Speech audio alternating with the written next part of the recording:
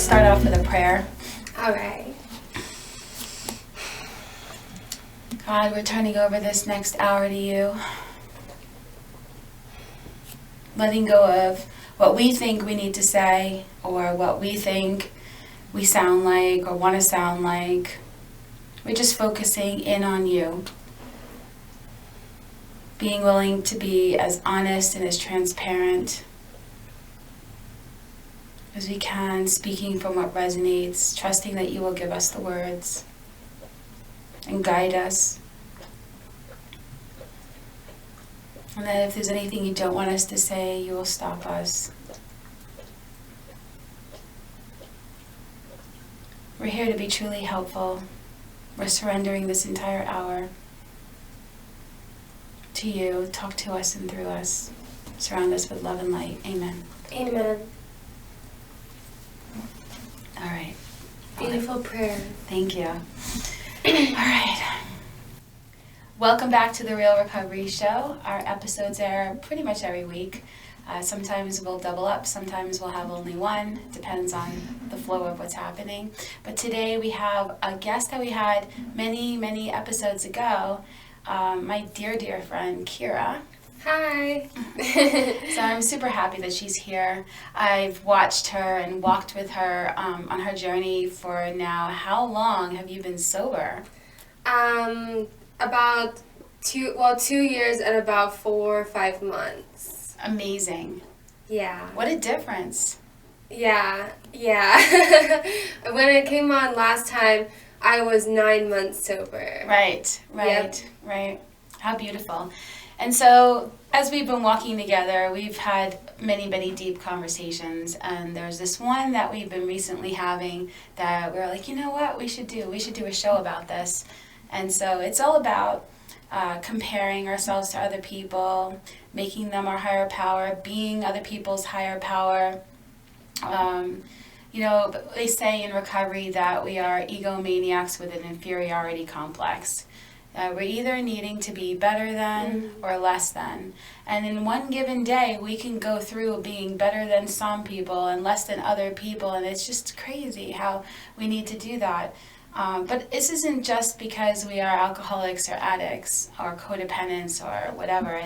This is innate and the deeper foundation of our whole society. It's like everybody's trying to be somebody they're not, somewhere they're not, and even in being a professional, the right time, right place, you can't show that you have feelings about things. And while it's true that there is a time and place and there are healthy habits that we can have, oftentimes we can get caught up in believing our own press, needing approval or having certain ideas about who we think we are, like maybe we have certain degrees, and while the degree can show that we have accomplished something and that's a great thing, that it shows that we've accomplished something that we've put our minds to, and it's taken time and effort and money and focus, we make it about who our value as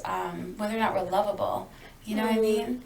And so if one person makes it and does something, they could get caught up and believe their own press. If they're really intelligent or skilled in a certain area, they could end up thinking less of another person just because they have a certain skill set. Or if they have a drive and somebody else is suffering from depression and that person's stuck in that phase of their life and not able to come out of that depression, they could have deep-rooted PTSD or whatever, but the person who is like, I'm a better person and I'm worth something because I'm driven and I accomplish stuff. Well, look at somebody who's homeless or broken down as if they are less than or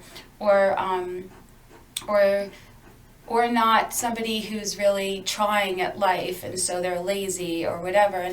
But the judgment, the judgment of it, I feel that the need to make ourselves feel better by putting someone else down is not just in a negative, like overtly negative way where we're like judging and talking bad about somebody, but also feeling sorry for somebody. or It's totally judgment. yeah, but we don't Thinking that realize you know it. best for somebody. So this conversation is going to be all about that. We've had lots of conversations, and so I'm excited to have this one conversation on camera so we could just see what comes up in this conversation about, really getting to past all the shame, past all of the need to compare, the competitiveness, and anchor into like a deep-rooted sense of self with a capital S that allows us to not only see others truly, but see ourselves as equals. Yeah. I found like so much peace within myself and in my recovery when I started to, obviously it starts with, surrendering to God, and then from there I started to really see other people as just like true brothers and sisters of God. Whereas like my whole life, I either place people above me or below me. Like I grew up in an environment where, there wasn't trust, there wasn't communication. It was just all fear. It was all fear and judgment. Like my family tended to like judge others a lot, and I really internalized that, and I felt like to be loved by my family I had to be this perfect good girl. And I just got to a place where I just was so broken from that idea that I just projected that onto everyone else. And anytime that someone, we have friends who are imperfect people, and if I didn't like the way that you looked at me one day, we're done. You're out of my life. I don't like you anymore. I'm judging you. And like I held my perfectionism to the standards of other people as well. And I had so many like broken relationships. I was a terrible friend. I didn't know how to be a friend. I didn't know how to look at others like, as equals, or look at others. And that goes for, like authority figures as well. Like people who I felt like were worth more than me, I was like terrified of, and I didn't know how to interact with them.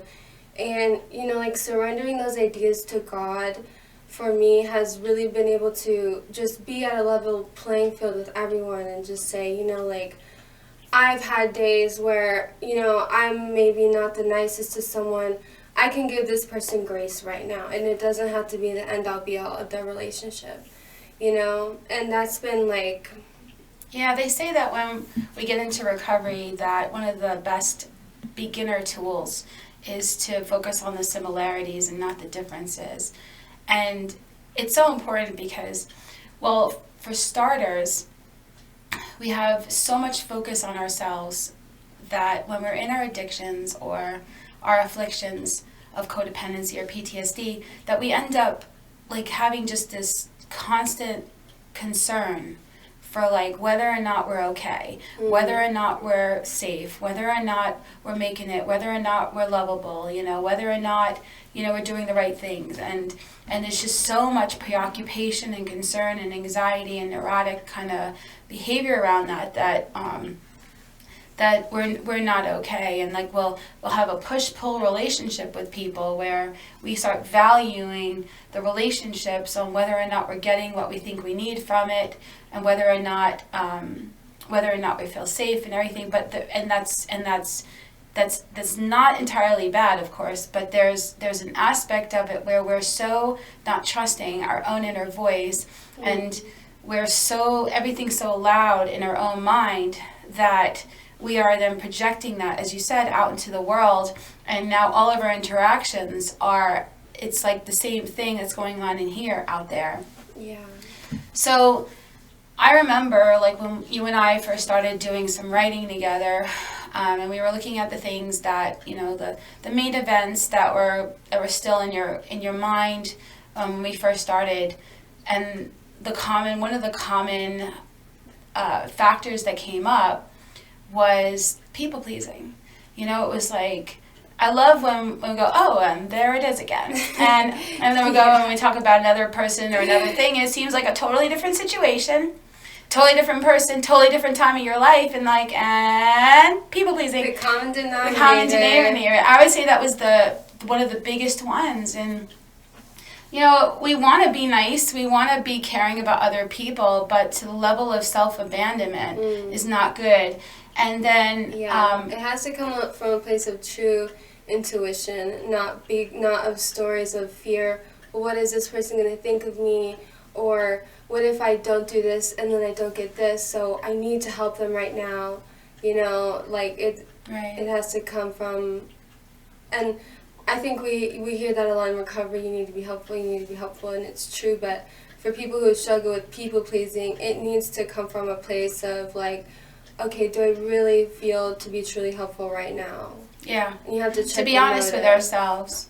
Yeah, because it's interesting that if we are people who people please and we self-abandon, we end up with resentments. And then what ends up happening is then we swing past normal to the opposite, which is we want people to be there for us in a way that they're going to possibly self-abandon. And if they don't, well, then they don't love us, you know, and they have to be there at whatever time. And so it's important that everything in recovery is this great centering of to thine own self be true. Everything. You know, whatever it is, we're so up here, we're so out there, we're guarded, we're overly dependent in some ways, you know, we're too independent in other ways. We're not right-sized, you know, and we're not trusting our inner voice and trusting other people's as well, that they are following their own path, etc. One of the things that helped me tremendously because, I was really, really, really bad at this. I felt like I was always behind, and I always felt like other people knew more than I did on how to live life and whatever. Like, and there was some truth to this, because I did grow up kind of raising myself. But that being said, one time, and I think I mentioned this before in a show many episodes ago, but one time I had this amazing meditation and I got this download in it of, like, intuitively of, do you remember the Rubik's Cube? The Rubik's Cube was this, it's this little toy, and each side has these colors. And like, so there's yellow and there's blue and there's red, and you know, and then it would get all screwed up. And so the object of the Rubik's Cube was to get it all sorted out, right? And get it all sorted out where the yellows were back all being yellow and the red was back being red, etc. And it was a very frustrating game for me. I have since learned that there's a way to, like, know how to do it and to get it done, but I was not privy to that before. So when this analogy came to me, it was perfect for me, because I remember as a kid, I got so frustrated with this thing that I took some of the stickers off of it to try to fix it. So, like, where the yellows were, like, it just, like, you know what? And I had a dog, and so I had dog hair, and so the stickers never went fully back on, and there was, like, a little bit of hair and whatever like that. And I looked at it, and then it was junk, right? So I was like, I can't, and so I threw it away. And funny, I mentioned my dog, and now my dog's walking around the studio. Yeah. So the analogy was that everybody is working on their Rubik's Cube. Like, we're all this perfect.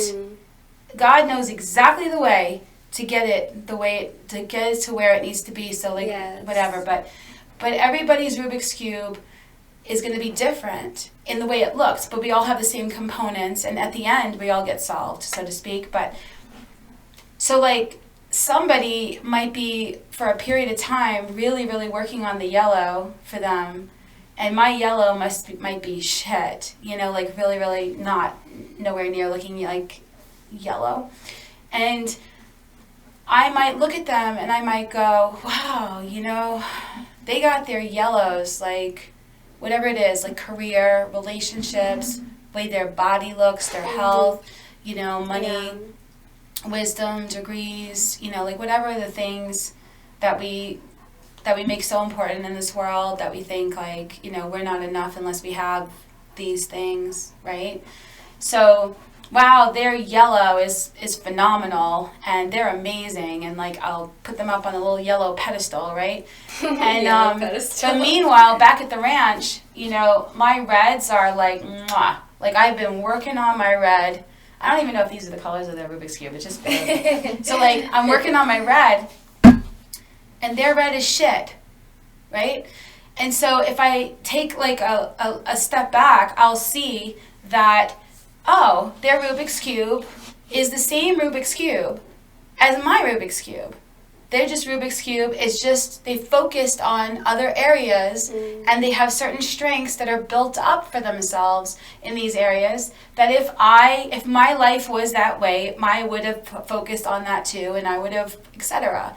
You know, and so I don't know what everybody's Rubik's Cube really is, because so much of it is just our consciousness and our and more of the stuff that happens in their most intimate relationships and between themselves and nobody else when nobody's around, and them and God. And them, but if you're prone to compare, you will look at your yellow to their yellow, and you will not look at anything else, and you will feel inadequate. Or you'll look at your red to their red, and you'll feel better. And you'll miss the point. You know, like everybody is having two experiences at the same time, no matter what. This is a rule. This is true about everybody, whether they realize it or not. Is that they are having their superficial experience, the one that there are these bodies in this world, and, you know, they're needing to like eke out their good and make everything a certain way, and they're so concerned with how people see them, and etc. And then there's the other level, which is their soul's journey, you know, who they really are, and when they dip down, what their truth is, what resonates. It's when they make conscious contact with their higher power. Deep down within every man, woman, and child is the fundamental idea of God, right? Yes. But everybody's experiencing both of those at the same time, and it may not look it. You can see somebody who looks so egotistical, that they're so focused on the first level, and you can think that person has no soul, no God, no spirit, no whatever.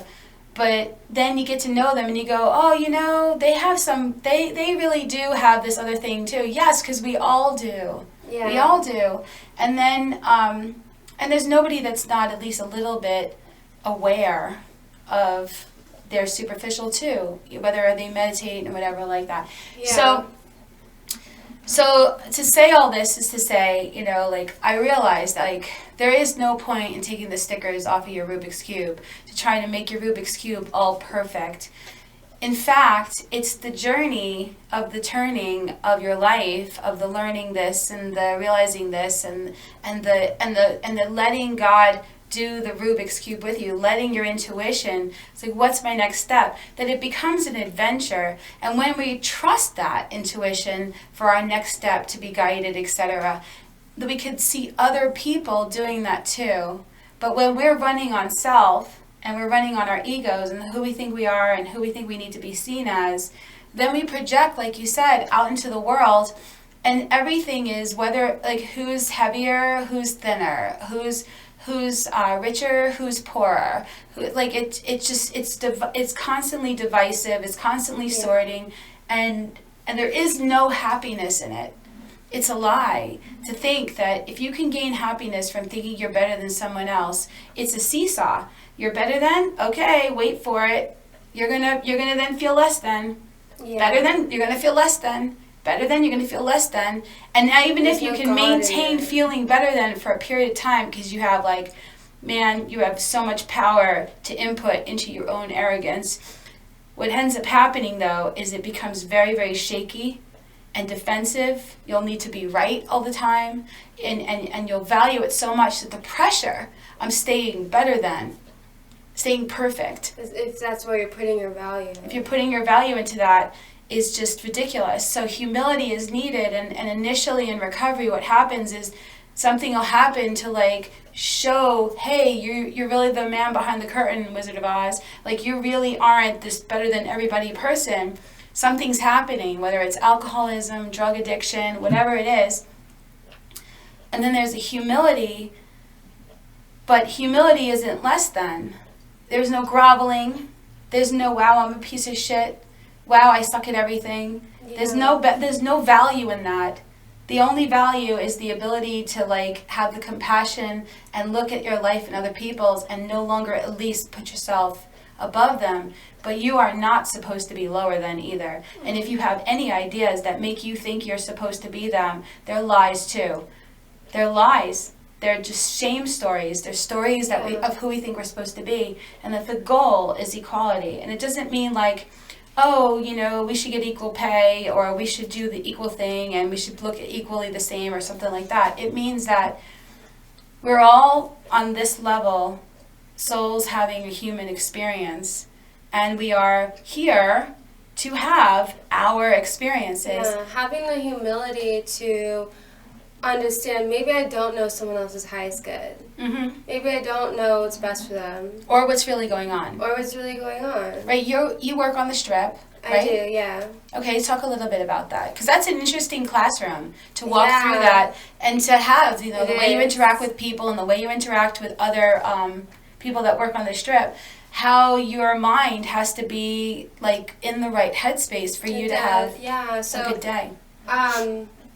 I take souvenir showgirl photos at work, so we dress up in showgirl costumes and we wear like a little sparkly bra and little sparkly bottoms, like little bikini bottoms and feathers, and we attract a lot of really, really nice, wonderful people and families, but we also attract a lot of judgment and a lot of people who cast judgment or other things on us, whatever. And I've had, you know, something that I heard in recovery before was the concept of shoulding on people. You know, like, you should be this way and you should do this, and the world would only be great if it was just like this and everything should just be like this. And, you know, I think at this job, I've had people who claim that they're followers of Christ and religion, and I'm personally not religious, so I hear that and I'm like, okay, great, you know, that's great for you. I don't really practice that, you know, but have a great day, thank you. But they don't hear that. And then I've had experiences where, I'll just say an example, you know, this one woman came up to me one time and she was like, can I pray for you? Can we pray together? And I should have probably said no, because I don't know this woman, but I was early in recovery, so I was like, okay, you know what, prayer, let's do it. And at first it was like, okay, you know, I pray that this woman is safe, and I'm like, okay, that's nice. Yeah. And then it just takes this like sharp left turn, and she's like, I pray that this woman finds her value and realize she's worth more than being out here like this. And I pray that she find you, God. And I was like, whoa. But, you know, I should have known that was coming, looking back. You know, but it's interesting. I've had a lot of people who claim that they're followers of God come up and cast so much, like, judgment and pity onto me. And I've even had moms come up to me with their own projection and say, you know, like, I feel so bad for you. I hope that my daughter never has to come out here and do this. And I don't know if they think that they're coming from a place of, like, love, but as someone receiving that, it definitely feels like judgment. But luckily today, you know, I don't have to take those opinions on. I know that it's not about me, and that experience has really taught me, like, you know, just because I'm out there in feathers and I'm wearing, you know, as much as you wear in a bathing suit, people just assume that I don't have God in my life, or that I don't have direction, or that I don't have sobriety, or I don't have people that love me. You know what I mean? But and not even And that you're those- not following your intuition. Yeah, and that I'm not following my intuition, you know, like you're some random lady from Georgia who wants to come up and pray. Why do you think you know my highest good? Right. You know, like, Right. like making you my higher power. What good would that do me? Right. You know, I listen to God. I don't listen to other people. But having that clarity makes you. That's why, you know, we say we're so grateful for it, because when those things do happen, you know, I'm not placing myself above or below anymore. So I'm able to say, like, look at it with discernment and just be like, okay, you know, she's on a different vibe than me. Like, you know, that's not what I See, feel but that's to the do. thing. It's our programming that tells us this is who you need to be lovable, and Yeah. to be right with God, to be right with other people. You know, this is what you need to act like, do whatever. Otherwise, you're not.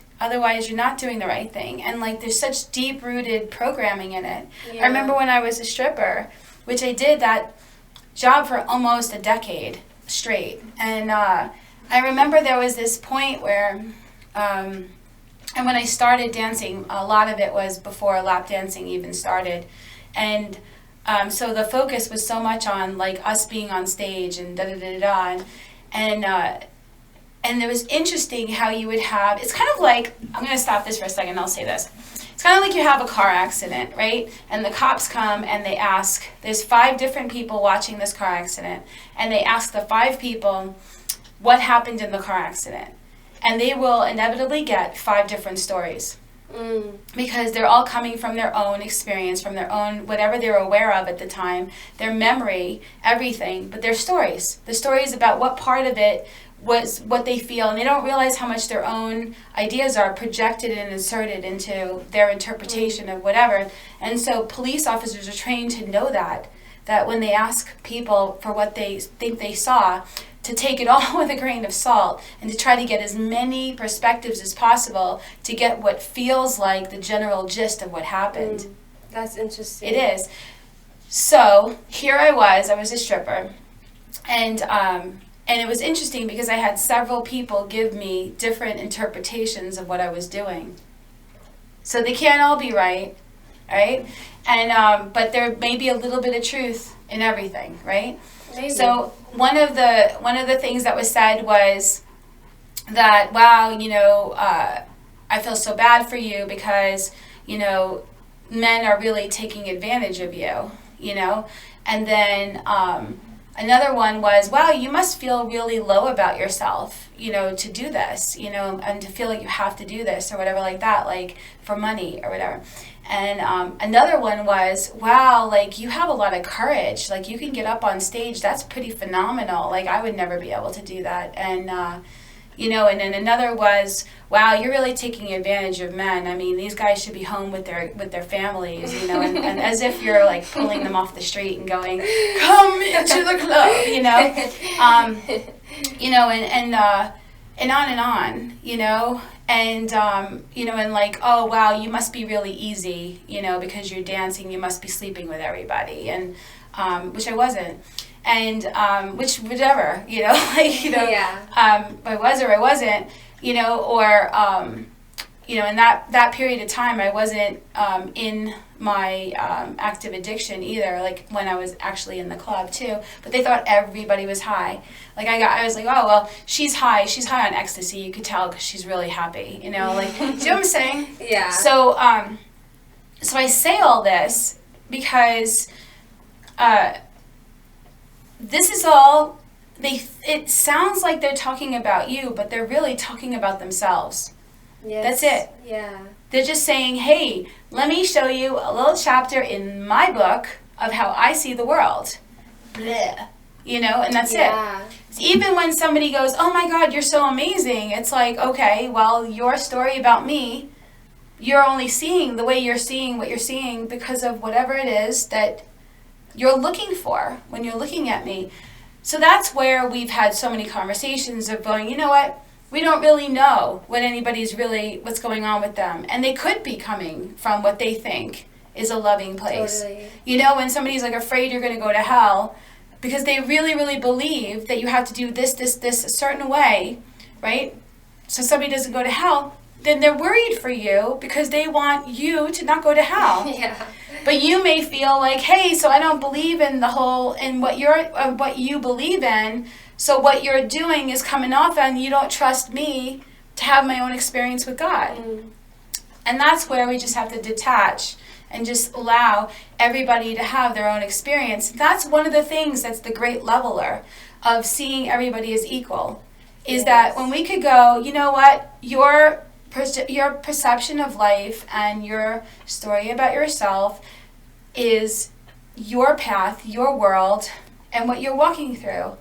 And this is what I'm doing. So like eyes on my own paper, you know, like I can say what resonates for me, and I could seek to be truly helpful, and I could see that you may not like me based on the story you have of me, but that has nothing to do with me. Yeah. And vice versa. If I feel a judgment about you or anybody, I need to look at myself. I need to go, first of all, why is that so important? What's driving it? Why is that so important that I spend my precious time focusing on what I don't like about someone, you know? And the second thing is, why don't I like it? What in me am I seeing or threatened by about this person? What story do I have?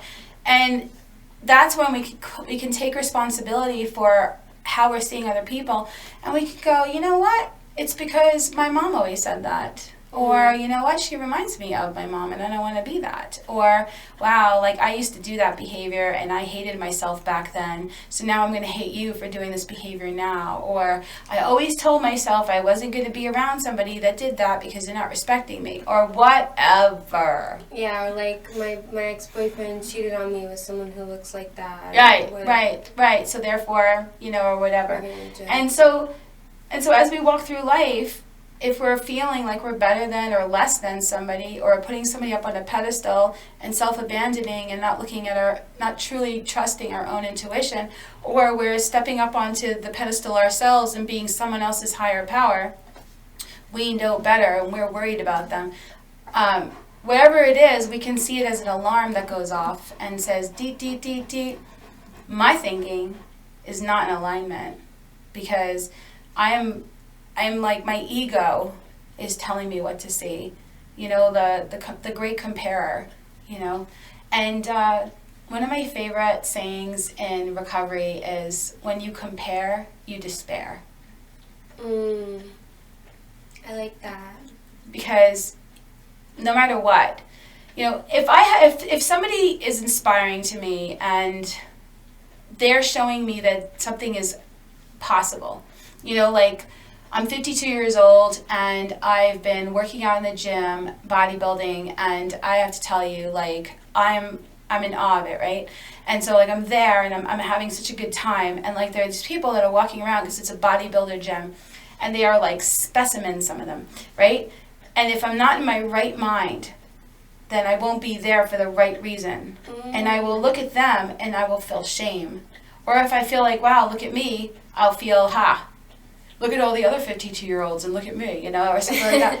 And that is way toxic. I mean, for my headspace. Yeah, even when you're placing yourself above, you're inevitably, like you said, setting yourself up to be below eventually. Well, that's why the religious quote, what goes, pride goeth before the fall. Because when we are so, like, focused on, like, see me, look how good I am, well then, tick, tick, tick, tick, wait for it. Yeah. You're gonna go down, because it is this big seesaw. So what happens is, like, in that moment, when I'm caring too much about the outside and not centered enough in the inside, that's when I'm in that compare. So then I go, okay, wait a second, why are we here? I love that. We're here to heal, to get stronger, and I am not here to compete with anybody else. I'm here to become better than I was. So the comparison ends up more of an internal thing, and it's not from a judgy place. It's more from a, okay, where am I? What can I do next to improve? Because I feel that's what I want or need in my life, but that it's not going to make me lovable, right? I love that. I love that you give, like, like a way to, you know, recenter yourself, because I think like as humans, you know, we all kind of have those thoughts sometimes, but there's always an opportunity to recenter and to refocus and to, you know, essentially just resurrender, you know. And I love that you gave it's an necessary example. too. Yeah. Because it's not just like, oh, you shouldn't compare. The way that I start to feel really icky inside myself. Like, I'll start to pick at myself. I'll start to think I'm not enough. I don't belong. I'm, you know, wow, like, what's wrong with me? You know, like, you know what I mean? Like, and that's, like, doing that in essence, but, like, for me, my experience is, like, if I'm in a situation where I am comparing myself to other people, it's dangerous because it will make me, I will feel sick. I will feel sick in myself. Yeah. I will feel my whole vibration, my whole energy going like as if there's like a like one of those lead radiation blankets that they put on you when they give you x-rays. Like I will feel like weighed down. My whole mood will start to go down. Yeah. I will start to feel like things are more black and white. I won't feel color. I won't feel inspired. I won't feel alive. I won't feel free. I will feel like, wow, I'm not that. I'm not enough. I'm not doing the right thing. And it's just like the shame, the toxic shame that I will feel when maybe 5 minutes before, all I was doing was focusing on a barbell and I was fine and I was happy and life was great and the music was great and everything. But then I had this idea because I saw somebody and then I wanted to compare. So it's a great classroom for me because life is always in session. Class is always in session. Like whatever it is, whatever it is, wherever we're at, you know, we watch our minds. If we are starting to feel like something has a charge or we feel anxious or we feel shame, we start to realize that, wow, that thought didn't just serve me, and like, do I really want to feed that thought and go down that and just feel worse? Or can I catch it and say, whoa, you know, question it and flip the script. Flip it. And if I can't flip the script right away, it is because it's, when they say it's hysterical, it's historical. Something's coming up to heal. And so I need to bring it to somebody or write or take a moment and I need to process it. Otherwise, it'll be spinning in my head all day. And it'll be like a commercial that like, okay, I'm working on this, and now I'm thinking about that, and I'm working on that, and I'm thinking about that. And I'll walk by and using this one example, because it could be anything about any topic, but maybe body image, I'll have to go to the bathroom, and then I'll look in the mirror, and I'll be like, oh, you know what I mean? Mm-hmm. Whereas I was fine before.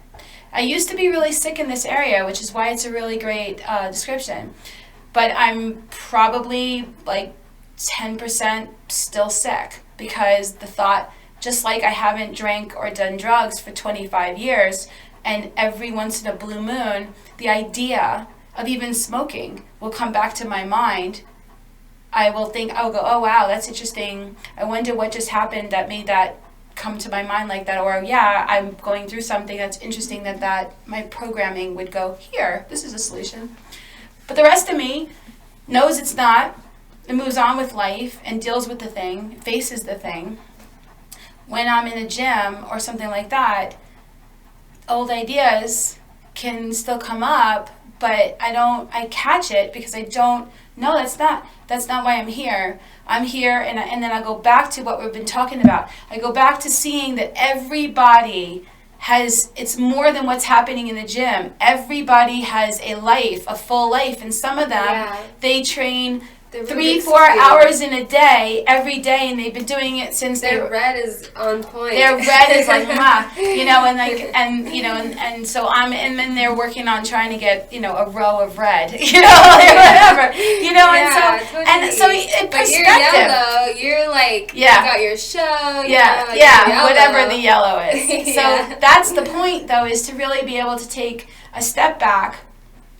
To not raise the unimportant to a level of important, so that we can see, live and let live. Everybody is doing the best they can with what they know at this moment. and they're experiencing a life you're not even really privy to. There are things going on in their life that you don't even know. So it's our head helpful. will tell us lies about people, that they have everything or that they have nothing, but it's not true. The lies that our head can tell us sometimes are not true. And it's important to get back to that place of truth and surrender. And I think the Rubik's Cube analogy really helps. Like, you really only see one tiny, tiny glimpse at a time. Yeah. And also, like, you never know. Somebody, like, I oftentimes have thought this. Whatever. Anyway. My dog is, like, huffing and puffing right now, so at this point we're going to take a quick break and go to commercial. I'm going to let him out and see what his deal is, and then we'll come back and we'll finish this episode. So please remember that the opinions expressed here are strictly those of the people who give them, yes. And are not meant to replace your own intuition or professional medical advice. We'll see you in a little bit. Thanks.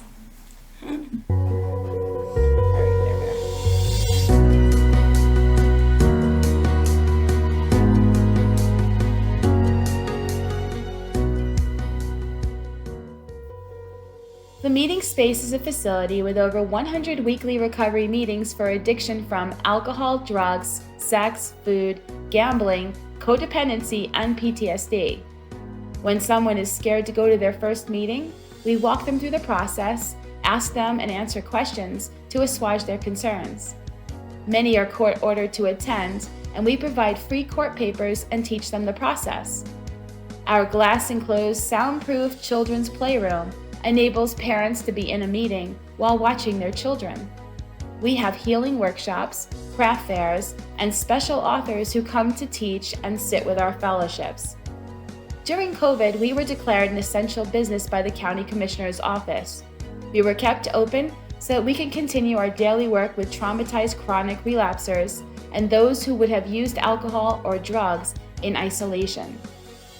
Local businesses rent our space as well to financially help with this mission, and they get to have a great location for their business meeting or training. The Recovery Store in the center of our facility provides literature, clothing, medallions, and custom gifts to encourage, aid in, and celebrate a person's recovery from alcohol, drugs, PTSD, or unhealthy behaviors. Both the Recovery Store and the Meeting Space are open every day, including holidays. Saving lives, educating the community, reducing social stigma, providing a safe place for people to heal. Our nonprofit is supported entirely by donations by people like you who want everyone to have a place to go to heal.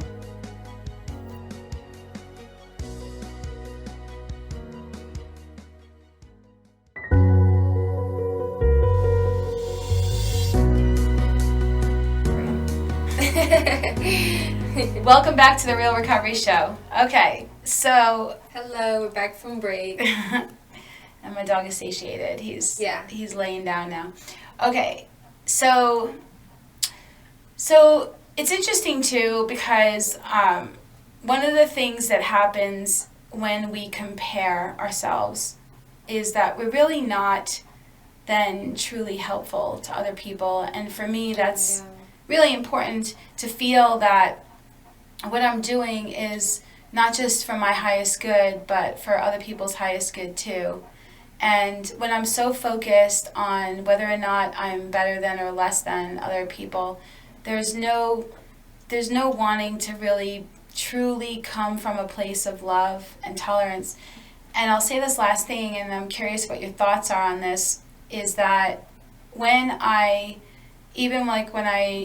have like a desire to be helpful, but I'm arrogant about it, I could be worried about somebody, like you were saying that woman was for you, and I could think I know better than somebody. And for me, what I feel like the danger in that, like I may seem a little bit helpful because maybe I may say some wise things to them, but I'm not truly pointing them to their own internal guidance, and I am not looking to see where they're right. I'm not looking to see where they're listening. I'm not looking to see them as equal then, and really truly letting them know that I trust that God has them too.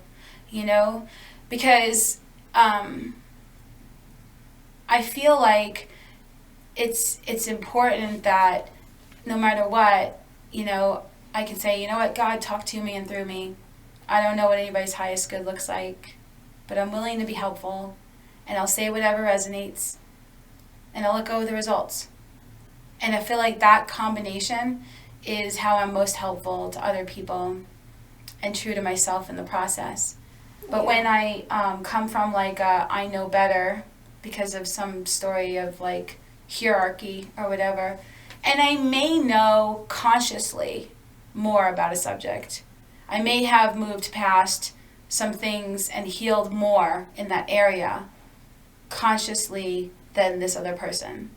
But that doesn't mean that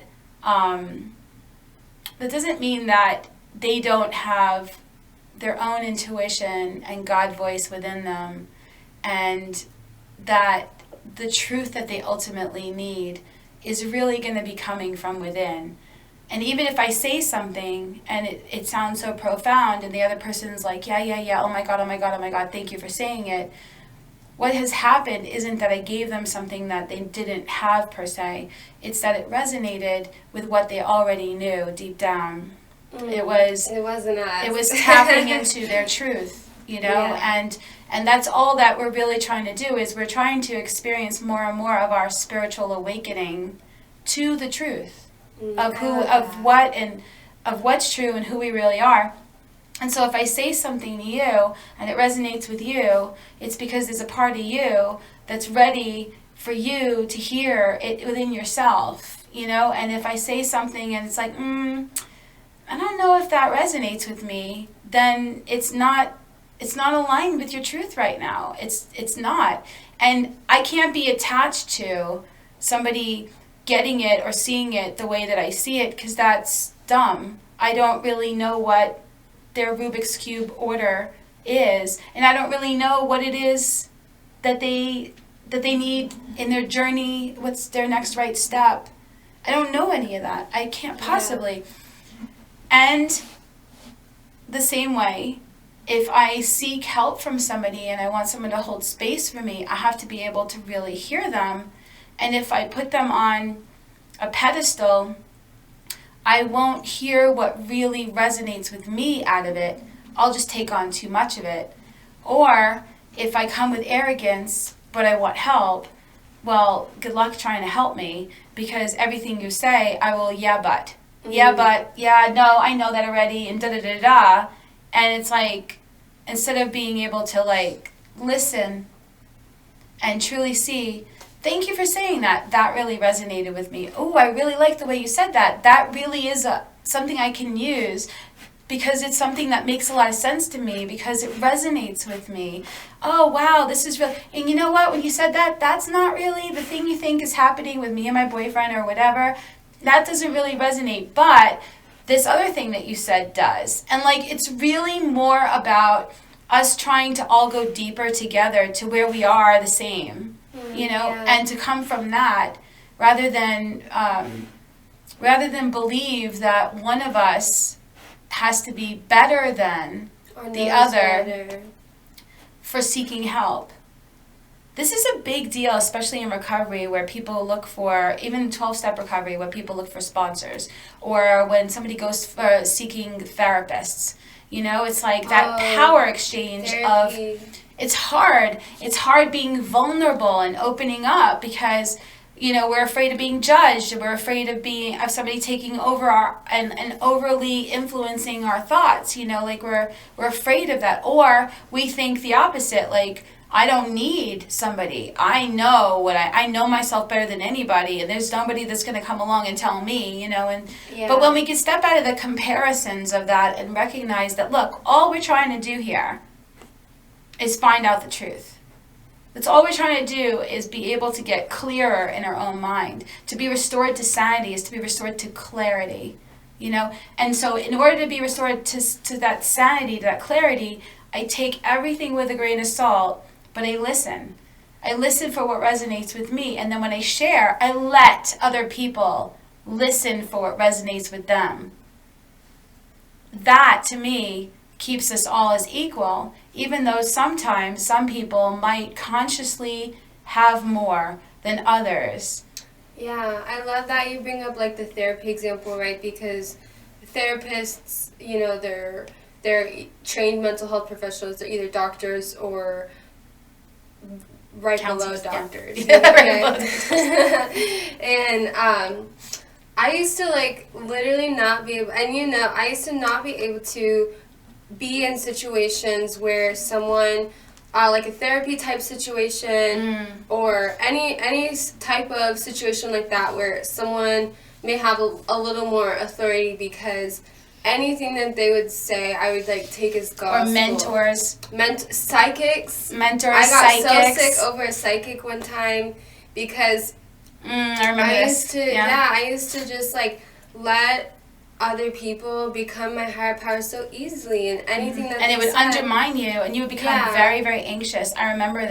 Yeah, and I wouldn't stop and let it go through a God filter and really listen for what really resonates, you know, or you know, in therapy too, it can swing the other way. Like if a therapist says one thing that you may not like or agree with, you're done and you're never seeing them again.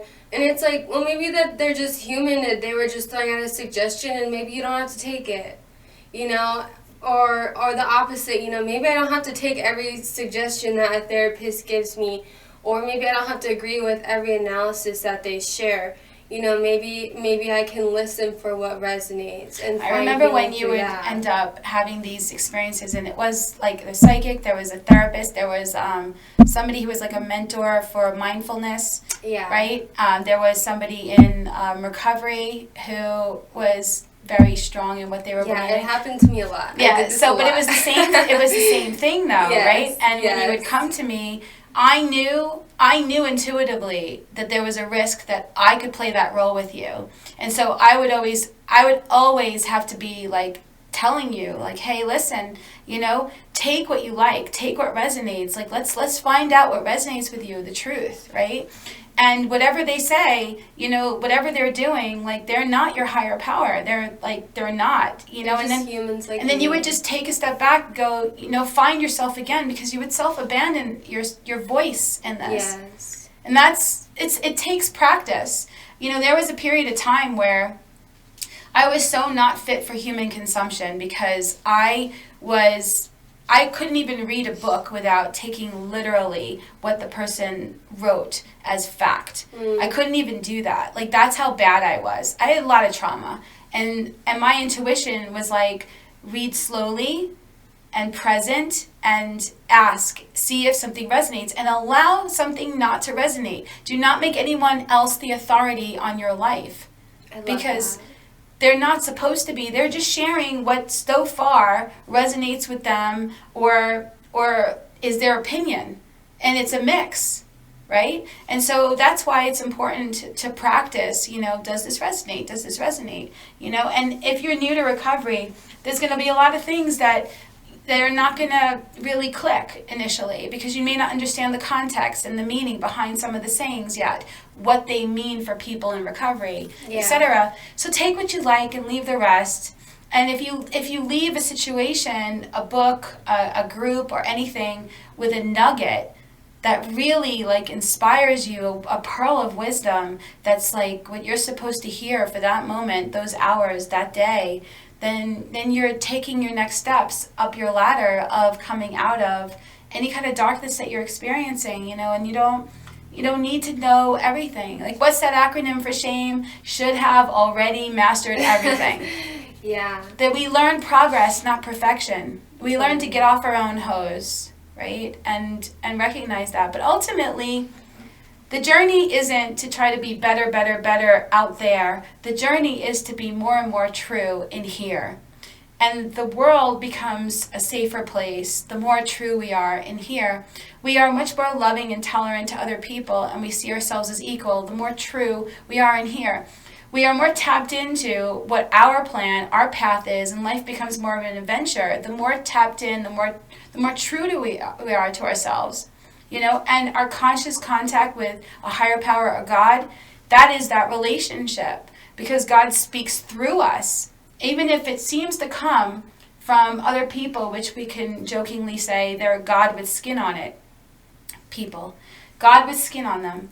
Even if we want to make the group or the entity or anything, our higher power, like they would say, group of drunks, higher power, G-O-D, good orderly direction, G-O-D. It's still the reason why when we go to other people, mentors or anything, and we want to talk to them, the reason why they're able to help us is because we are listening with a sincere desire to learn and to know what the truth is. And everything that we're doing in recovery points us to taking responsibility for what we're really thinking and what we're really feeling, and now learning healthier tools to be able to clear that out so that we can run on more intuitive, true to ourselves, to thine own self, be true basis. In the recovery store, like pretty much almost like, I don't know what percentage of the products, but they all say to thine own self be true. It's not an accident. There's a reason, because that's what we're trying to do. We're trying to be true to ourselves, because we have spent a lifetime trying to be somebody that we're not, somewhere we're not, with people that we have to be someone we're not to be with, drinking or using drugs or smoking or whatever it is that our behaviors were, because we're so not ourselves that we're so uncomfortable in our own skin. Yeah. Running on stories because we don't know what the truth is. We haven't slowed down and done inquiry yet and inventory to be able to find out. And when we're not right with ourselves, it comes out in how we're interacting with other people. And knowing that, as you were saying so beautifully, once we know how we can tell ourselves stories about what we think is the right thing and the wrong thing and good and bad, it's very easy to see other people through that filter. And so we can turn around and we can say, they are doing that behavior. They are telling themselves stories about what's right or wrong, good or bad, and they're seeing me through their filter. That's it. You're just telling me about yourself. You're just telling me. You think you're talking about me, and I could fall for that and believe you're talking about me. And I could think other people will believe you that you're talking about me, but if I'm really clear and centered in the moment, I'll know that you're talking about you. Yes. And, wow, everything you said was just so yummy. But, I mean, kind of telling people about you or going back to, thinking we know what's best for people. I got into a really bad place in my relationship, like my romantic relationship, because I made my partner feel like, I guess I'll just give an example, I think I knew best for them. I think I thought that I needed to know what they needed to be doing and how they need to spend their money and blah blah blah, and I really had to and doing that on him, you can only imagine how I was judging myself. You know what I mean? And as I get more and more comfortable with myself and comfortable in my own skin and trust my God, I'm able to trust that he's in alignment with his own God and his own journey, and if he's contributing what we agree that he needs to be contributing, then what he does with his money is not my business, if it's not hurting or harming me, and he's contributing what we agree to be contributing, and he's not breaking any of our boundaries, and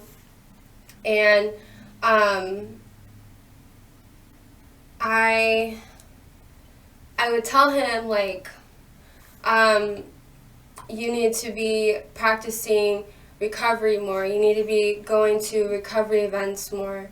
And when in reality, who am I to say that? I didn't know what was best for him. And that really was stemming from a fear of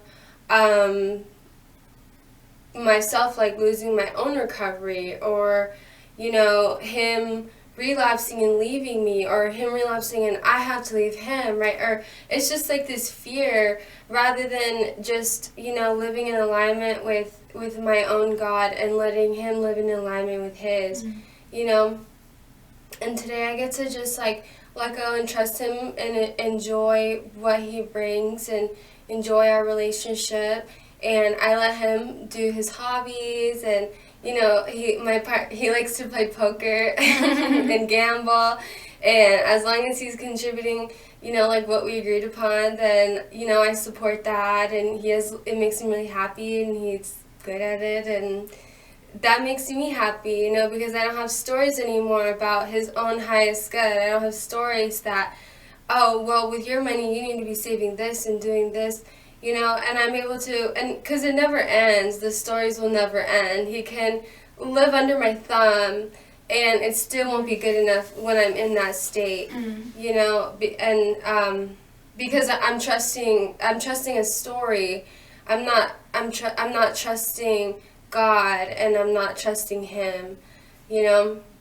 I'm trusting my own self-will that's already run riot.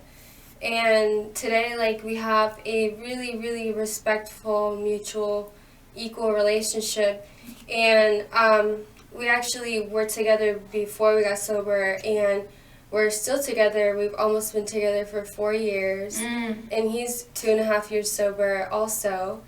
And we practiced like totally different programs. So when I met recoveries. you, he was new to his recovery too. Yeah. You had, didn't you, like, you had relapsed, and Yeah.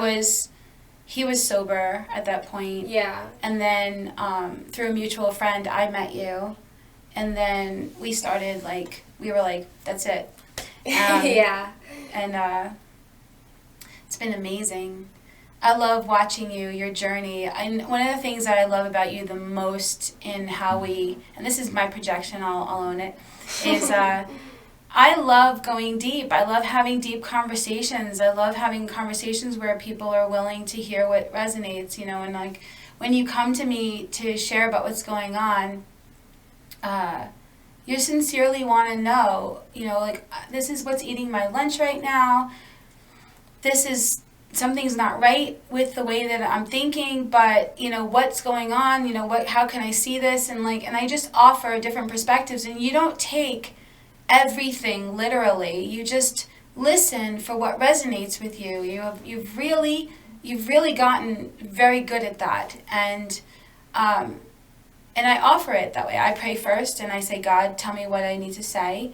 And you'll consider things, and then what you get out of it is based on because you're so willing to hear. And it's a blessing to, I love having these moments with people when somebody really sincerely wants to know what their truth is, when they want to really hear the truth.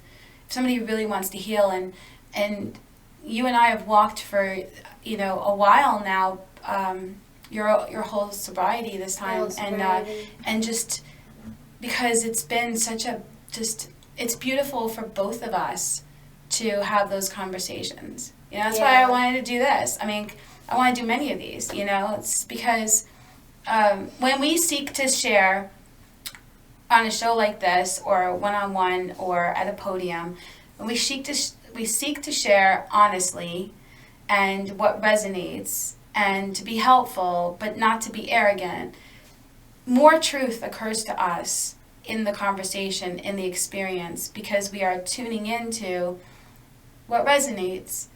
We're sharing from that, and it becomes like this. Even this show is an experience of allowing the truth within me to come up and to be expressed, and it goes through my mouth, but I hear what I'm saying, and the realizations and the way that it's being said, that I'm saying it, or it's being said through me, I'm getting even more clarity as I go too. It's just, it's beautiful to have that relationship with you. And I love that you don't treat me like I'm your authority, because, and I've always encouraged this too, because I know how important it is, but wow, do you do this in spades. You will go and you will seek everywhere. The world is full of teachers for you, and you will like dip into this and read this and be interested in that book and talk to these people, and you will take you will take your God filter and you will listen and you will see whether or not something resonates for you. And man, that's the fast track to spiritual awakening, in my opinion. When we're willing to allow the world to be used and our experiences to be used for our classroom to go through our awakening, we become lighter and lighter, we become clearer and clearer, and we're able to share and be helpful to other people. And I see that so much with you. Thank you for sharing that. I'm so grateful to have gotten sober in such a place where there's so many seekers of healing. Like, you know, like the people that I'm around today, including yourself, are just always, you know, trying to find what's the next thing that they can do to learn. And I have so many conversations around the Las Vegas Valley at like all types of meetings of or all types of Events and groups, where people they want to go deeper, and I've been so inspired, and I've gotten to learn like so much, you know. And 'cause man, like when I was, even as a child, I didn't know how to talk to people. I didn't know how to process emotions. Like, I didn't know how to be a friend. I didn't know how to trust anybody or anything. I didn't know how to live without fear and anxiety. And then I became a teenager, and then I threw drugs and alcohol into the mix. So you can only imagine it got so much worse. Mm-hmm. And I started from just such a low place of just constant like fear, anxiety, insecurity, constantly above or below other people. And, you know, I honestly have no words for what the recovery community has done for me and what you have done for me. Like, just leading with example, you know, like in recovery, we like to say attraction rather than promotion. And the people in my life, you know, they just take the next right step to do what they need to do. And it's very attractive. And it is very attractive. I'm attracted to that too. The woman that I work with, that I walk with, that I'll turn to, she's been sober for I think like 40 something years. Like, and Wow. But I've known her for 17 years, and I just this past year, like, or year and a half now, I've really started working with her, like, and walking with her, and I hear her. You know, I hear God speaking through her, and she has realizations that she's had from what she's walked through too, and it's wonderful to be able to, for me, have the humility to go to her, you know, and not be like the who I think I am, and be able to say, hey, so this is what's my thoughts are, you know, and like I'm thinking about, you know.